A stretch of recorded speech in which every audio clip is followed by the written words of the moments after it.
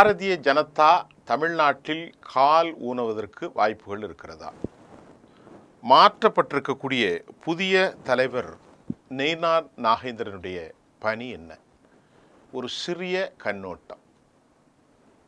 தமிழ்நாட்டில் ஏற்கனவே பாரதிய ஜனதாவினுடைய பல தலைவர்கள், ஜனா கிருஷ்ணமூர்த்தி போன்ற தலைவர்கள், அதை போன்று கிருபாகரன், இப்படியெல்லாம் சிபி ராதாகிருஷ்ணன், ஹெச் ராஜா, நிறைய பேர் முன்னணி தலைவர்கள், கட்சி தலைவரையும் தாண்டி முன்னணி தலைவர்கள், எல் முருகன் இருந்தார், டாக்டர் தமிழிசை சவுந்தரராஜன், இப்படி தொடர்ந்தது. இலா கிருஷ்ணமூர்த்தி, இலா கணேசன். இப்போது அண்ணாமலை வந்த பிறகு இந்த கட்சி ஒரு பெரிய மறுமலர்ச்சி என்று ஒரு பிம்பம் கட்டமைக்கப்படுகிறது.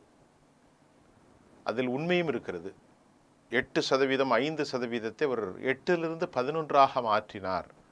அவருடைய பேச்சு மக்களிடத்தில் பெரும் டிராஸ்டிக், ஒரு கடுமையான வியக்கத்தகு tremendous effective on impact on society அப்படின்ட்டும் பலர் சொன்னார்கள். பாரதிய ஜனதாவுக்கு தமிழ்நாடு ஒரு பெரிய சவால் என்னன்னா, பெரியார் மண், இது ஆன்மீக மண், ஆழ்வார்கள் மண், தாமரை மலர்ந்தே தீரும், இப்படித்தான் சொன்னார்கள். ஆனால் ஒன்றும் மலரல்ல.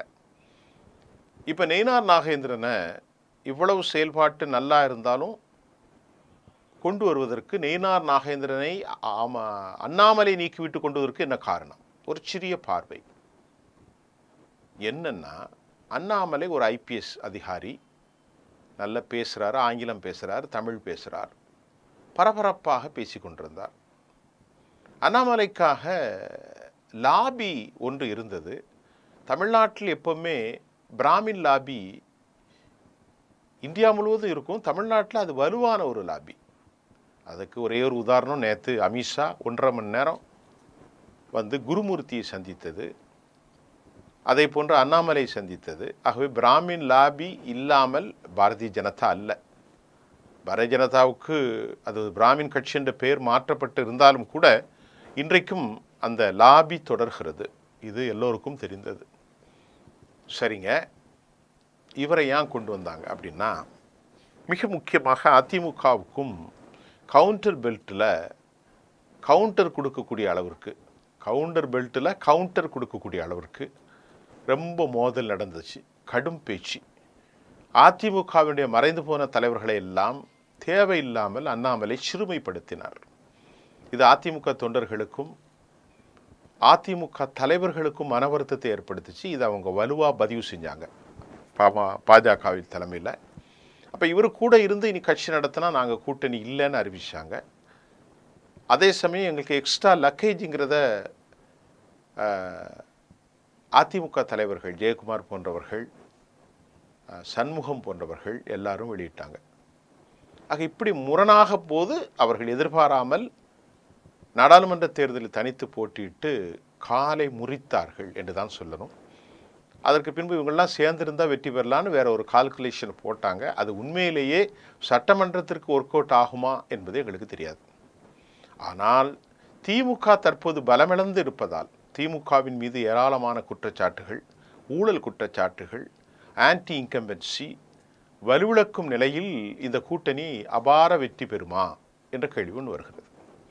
அந்த கேள்விக்கு அப்போ நல்ல களத்திலிருந்து உழைப்பு செய்யக்கூடிய ஒருவரை நீக்கியது அக்கட்சிக்கு பெரும் இழப்பு தான் என்றும் அடிப்படை கருத்துக்கள் வெளியாகியிருக்கிறது.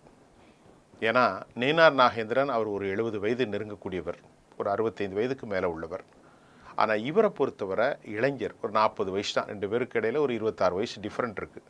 ஆனால் நயினார் நாகேந்திரன் நல்ல ஒரு உழைப்பாளி. ஆனாலும் 2 பேருக்கும் ஒரு முகங்கள் மாறுபடுகிறது.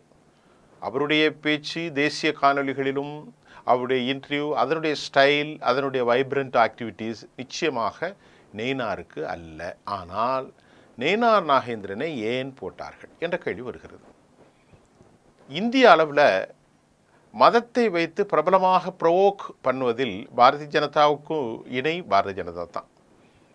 அது மட்டுமல்லாமல் தங்களை உயர்த்தி வந்த இந்தியாவின் ஆஜாகுபாகுவான வலுவான RSSஐ முறிப்பதற்கு திட்டமிட்டதும் பாஜகவின் மோடியும் அமித்ஷாவும் தான். இது எல்லாருக்கும் தெரியும். ஏன் அப்படி சொல்கிறீங்கன்னு கேட்குறீங்களா? ஜேபி நட்டா இந்தியன் எக்ஸ்பிரஸ் பேட்டி வெளிவரல 2024 நாங்கள் வளர்ந்து விட்டோம், ஆர்எஸ்எஸ் ஒரு கல்ச்சரல் ஆர்கனைசேஷன், எங்களுக்கு இப்போ தேவையில்லைன்னு சொல்லி முகங்குப்புற கீழே விழுந்து முகத்தில் அடிபட்டு தற்போது சமாதானமாக இருக்கிறார்கள்.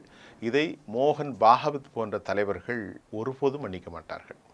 அப்படிப்பட்ட ஒரு இராணுவ தலைமை போன்ற அமித்ஷா மற்றும் மோடி தமிழ்நாட்டில் இவர்களை மாற்றி இருப்பது பல கேள்விகளை வைக்கும். ஏனென்றால் மத அரசியல் செய்கிற அவர்கள் சாதி அரசியலில் ரொம்ப கை தேர்ந்தவர்கள். உதாரணத்துக்கு பார்த்தீங்கன்னா ஹிந்து மதம் என்று சொல்வார்கள். அவர்களுக்கு அதெல்லாம் ஒரு பொருட்டே அல்ல. எங்கே எந்த சாதி இருக்கோ அதை வைத்து தான் அவர்கள் அரசியல் செய்வாங்க. உத்தரப்பிரதேசத்தில் யாதவர்களுக்கு எதிரான அரசியலை கட்டமைப்பதில் அவர்கள் கை தேர்ந்தவர்கள்.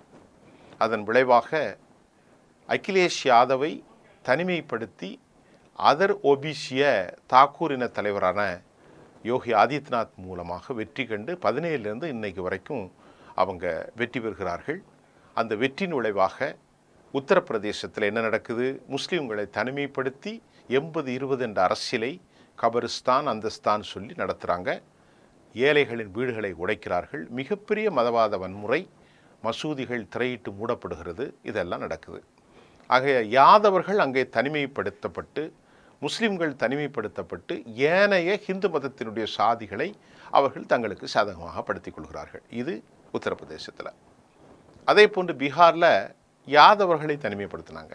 குண்டா ராஜ்யம் லாலு பிரசாத் யாதவை தனிமைப்படுத்தி ஏற்கனவே இருக்கக்கூடிய குர்மிகள், ஜத்தவ்கள், அதே போன்று தலித்துகள், அதே போன்று இருக்கிற ஏனைய சாதிகள், குஷ்வாஹா எல்லாவற்றையும் உடைத்தார்கள். இங்கே தாக்கூர்கள், காஷ்யாப், தலித்துகள் எல்லாவற்றையும், ஓபிசி ஏராளமான சாதிகள் இருக்கிறது. இப்படி அவர்கள் சாதி அரசியல் செய்வதில் அமித்ஷாவுக்கு மோடிக்கு மிஞ்சி யாரும் இல்லை. அப்போ அங்கே ஹிந்து மதத்தில் சாதியை உருவாக்குனாங்க. அதை ரொம்ப தெளிவாக பாதுகாத்த பெருமையும் வெற்றி கண்ட பெருமையும் அவர்களுக்கு தான் உண்டு. அதே பாலிசி தான் இப்போ தமிழ்நாட்டில் அவர்கள் கொண்டு வந்திருக்கிறார்கள். எப்படின்னு சொன்னால், எப்போதும் கவுண்டர்களின் முகமாகத்தான் பாஜக இருந்தது. நாகர்கோயிலில் நாடார் பெரும்பான்மை இருந்தாலும் அந்த சமூக மக்களுக்கிடையே கிறிஸ்தவ நாடார்கள், ஹிந்து நாடார்கள் என்ற 2 பிளவை வலுவூட்டி 1980களுக்கு பின்பு மண்டைக்காடு கலவரத்திலிருந்து இன்று வரை வெறுப்பு தொடர்கின்றது. ஆனால் இது எப்போ வெளிப்படும்னா, அரசியல் வருகின்ற போதெல்லாம் வெளிப்பட்டு கொண்டிருக்கிறது. இது நல்ல ஒரு ஆரோக்கியம் அல்ல. இப்போ அவங்களுக்கு தமிழகத்தின் முகமாக குமரி எல்லையில் நாகர்கோயிலும், பாலக்காடு தமிழ்நாட்டு எல்லை கேரளா பகுதியாக இருக்கிற அந்த கோவையும் நல்ல ஒரு களம். சென்னையில் பிராமணர்கள் அடர்த்தியாக இருக்கும் வேளாச்சேரி, தென் சென்னை, இங்கும் அவர்களுக்கான நல்ல ஒரு வாய்ப்பு இருக்கிறது. வேதாரண்யம், நாகப்பட்டினம், தென் மாவட்டங்களில் தூத்துக்குடி, மதுரை, விருதுநகர், தென்காசி, இங்கெல்லாம் திருநெல்வேலி, தூத்துக்குடி வரை அவங்க ரொம்ப ஓரளவுக்கு நல்ல வலுவாக பாஜக இருக்கிறாங்க. அதில் எந்த சந்தேகமும் இல்லை. ஓரளவுக்கு வட மாநிலங்கள், மத்திய மாநிலங்கள்லாம் எங்கேயும் இல்லை. இப்போ பாஜகவின் பலம் இதுதான். இப்போ என்னன்னா, நேனா நாகேந்திரன் அவர் ஒரு மறவர் சமூகத்தை சார்ந்தவர், முக்குளத்தோர் சேர்ந்தவர், திருநெல்வேலிக்காரர், முன்னாள் அதிமுகவினுடைய செயல்பாட்டாளர். ஆக என்ன நேற்று செய்தி ஒன்று கிடைத்ததுன்னா, இக்கட்சி எப்போதும் வலுவாக இருக்கும், சிபிஆர் அளவிலே வலுவாக இருக்கும் கொங்கு மண்டலத்தில் மற்றொரு தலைவரை நாம் இனி தேர்ந்தெடுக்கக்கூடாது. அதாவது எடப்பாடி பழனிசாமி தேர்ந்தெடுத்தாலும் எடப்பாடி பழனிசாமிக்கும் அண்ணாமலைக்கான 2 சாதி உள்ளே இருக்கிற ஒரே தலைவர்களுக்குள் போட்டி, அது ஒரு பக்கம் இருந்தாலும் பாஜகவின் தலைவர் என்ன நினைத்தார் என்றால், பெரும்பான்மையாக இருக்கிற முக்குளத்தோர், ராமநாதபுரம், அது மட்டும் இல்லை தூத்துக்குடி, கன்னியாகுமரி, திருநெல்வேலி, மதுரை, இப்படி விருதுநகர், தென்காசி, திருச்சி வரைக்கும் ஒரு பெரும் சமூகம் முக்குளத்தோர். சமீபமாக அவர்கள் புறக்கணிக்கப்பட்டதாகவும் மன வருத்தத்தில் இருப்பதாகவும், அதே ஒரு சமூகத்தில் ஒரு சாதியை நாம் கொண்டு வந்தால் நன்கு இருக்கும் என்று நம்பியதன் விளைவாக அதிமுகவின் அனுபவம் பெற்ற தலைவராக, முழுமையான அமித்ஷாவினுடைய ஆதரவு பெற்ற தலைவராக அவர் வந்திருக்கிறார் என்று சொல்லப்படுகிறது. ஆர்எஸ்எஸ்க்கு விருப்பமில்லை, ஆனால் அமித்ஷாவின் ஆதரவு பெற்றவர் என்று சொல்லப்படுகிறது. கடைசி வரைக்கும் 10 ஆண்டுகள் என்றெல்லாம் நேற்று நாம் ஒரு காணொலியை பதிவு செய்தோம். அதையெல்லாம் தோல்வி செய்ததை போன்று கடைசியாக முன்னணியில் வெற்றி பெற்றார் என்று தான் நாம் எடுத்துக்கொள்ள வேண்டும். யாரை? நம்முடைய நயினார் நாகேந்திரனை. நேற்று முகம் சினுசினுக்க அமர்ந்திருந்தார் தம்பி அண்ணாமலை அவர்கள். அவருடைய முகத்தில் கோபம் கொப்பளித்தது. ஆனால் நேற்றுக்கு முதல் அமர்வில் 1 மணி நேரத்திற்கு மேலாக அறிவுஜீவி புத்திசாலியாக இருக்கிற குரு மூர்த்தி வீட்டில் பேசி அவர் தற்காலிகமாக சமாதானப்படுத்தப்பட்டார். ஆனாலும் அவர் எந்த அளவிற்கு அவருடைய செயல்பாடுகள் நீண்டகாலமாக தொடரும் என்பது சொல்ல முடியாது. ஏனென்றால் அவர் ஒரு நல்ல ஒரு இடத்துல மோடியினுடைய குட் புக்கில் இருக்கார். ஆனாலும் அவருக்கு என்ன பதவிகள் கொடுக்க போகிறார்கள், தேசிய அளவில் அவர் நல்ல ஒரு உயர்ந்த அந்தஸ்துக்கு வரப்போவார் என்றெல்லாம் சொல்லப்படுகிறது. அதை நம்ம இப்போ யூகிக்க முடியாது. ஆனால் நயினார் நாகேந்திரன் கட்சியினுடைய பொறுப்புக்கு போட்டது பாஜகவினுடைய ஒரு பாசிட்டிவாக தான் பார்க்கலாம். அவர் நல்ல ஒரு உழைப்பாளி, நல்ல உழைப்பு செய்யக்கூடியவர். அதே மாதிரி இயற்கையாகவே மத வெறுப்பெல்லாம் ஓபிசி தலைவர்கள்ட்ட தமிழ்நாட்டில் யாருக்குமே கிடையாது. ஏன்னா தமிழ் மண் அப்படி. அந்த சிந்தனைகள் வெறுப்பு வட இந்தியாவில் மட்டும்தான் இருக்கும். ஆனாலும் கூட ஒரு சாதி மதத்திலிருந்து ஒருவரை போட்டுவிட்டால் அந்த சமூகம் முழுவதுமாக வாக்களிக்க வேண்டும் என்று எந்த ஒரு உண்மையும் இல்லை. அது கடைசி வரைக்கும் அது நிறுவனமாகக்கூடிய உண்மை. அப்படி என்றால் ஒவ்வொரு சாதிக்கும் ஒரு தலைவரை தேர்ந்தெடுத்து கொண்டு ஒவ்வொரு கட்சியும் ஆட்சியில் இருக்கும். அது சாத்தியமில்லை. அவருக்கான சில குறிப்பான வாக்குகள் நம்முடைய அண்ணன் இருக்கிறார் என்று திருநெல்வேலியில் விழும், மதுரையில் விழலாம். ஆனால் அதே நேரத்தில் எதிர்க்கட்சிகளும் அதே சாதியினுடைய வலுவான தலைவர்கள் இருக்கிறார்கள். ஆக தமிழ்நாட்டினுடைய தலைமை பொறுப்பில் நயினார் நாகேந்திரன் வந்தது வலுவாக பார்க்கப்பட்டாலும் அதற்கு பின்னணியில் பல சிக்கல்கள் இருக்கிறதாகவும் சொல்லப்படுகிறது. ஆனால் அவர் கொஞ்சம் பொறுமையான ஆள், ரொம்ப சிறப்பாக பேசக்கூடியவர், கண்ணியமாக பேசக்கூடியவர். நேற்று பேச்சில் கூட அண்ணாமலை எடுத்து உங்களே கொண்டு வந்திருக்கிறார்களே, அவர் செய்த பணி எவ்வளவு சிறப்போ அதை பின்பற்றி நான் தொடர்வேன் என்று கண்ணியத்தோடு அவர் பேசிவிட்டு சென்றிருக்கிறார். பாஜகவுக்கு ஒரு பொறுப்பான தலைவர் தான். ஆனால் உண்மையில் முக்கியத்தோர்களின் வாக்குகள் முழுமையாக அவருக்கு கிடைக்குமா என்று நாம் சொல்ல முடியாது. நேற்றைய கூட்டணியின் மூலம், அதாவது சிறுபான்மையினர் உறுதியாக திமுக மிகப்பெரிய ஊழல் கட்சியாக இருந்தாலும் அடாவடிகளை செய்தாலும் அவர்களுக்கு வழி இல்லாமல் போவது அது பெரிய லாட்ரி டிக்கெட் அவர்களுக்கு. அதே போன்று தென் மாநிலங்களில் பள்ளர் சமூகத்தில் 50 விழுக்காடு கிறிஸ்தவ பள்ளர்கள், தேவேந்திர குல வேளாளர்கள். அவர்கள் வாக்குகள் நிச்சயமாக பாஜகவுக்கு கிடைக்காது. அதே போன்று மிக முக்கியமாக நாடார்கள் சமீப காலமாக சில காலத்திலிருந்தே தொடர்ந்து இந்து நாடார்கள் பாஜகவின் முகமாக மாறி வருகிறார்கள். ஆரம்ப கட்டத்தில் அவர்கள் எப்பொழுதும் காங்கிரஸ் கட்சியை சார்ந்த ஒரு சமூகம்தான் அது. தற்போது மாறி வருகிறார்கள், அதில் வெற்றியும் பெற்றிருக்கிறார்கள். அதே போன்று கவுண்டர்கள் ஏற்கனவே தொழிற்சாலைகள் ஏற்பட்ட இடையூறுகள் இப்படி இருக்கிறது.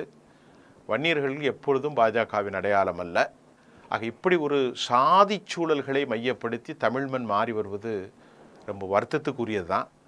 ஆனாலும் மக்கள் தெளிவாக இருக்கிறார்கள் யாரை தேர்ந்தெடுப்பது என்று. நாம் பொறுத்திருந்து பார்ப்போம். தற்போதைய புதிய தலைவராக பாஜகவின் நயினார் நாகேந்திரனுக்குள்ள சாத்திய கூறுகளையும் சாதி பின்புலத்தையும் தமிழக அரசியல் ஏற்படுகிற தடுமாற்றங்கள் நிலைத்தன்மைகள் குறித்து தமிழக அரசியல் களத்தில் தனது தெளிவான புரிதலான அலசை உலகத் தமிழர்களுக்கு கொண்டு சேர்க்கிறது. மீண்டும் ஒரு பயாஸ் இல்லாத சரியான செய்திகளை உங்களுக்கு தர எமது செய்தி துணை பிரிப்பு ஆசிரியர்கள் அனைவருக்கும் நன்றியோடு இந்த நிகழ்ச்சியை நான் முடிவுக்கு வருகிறோம். நன்றி.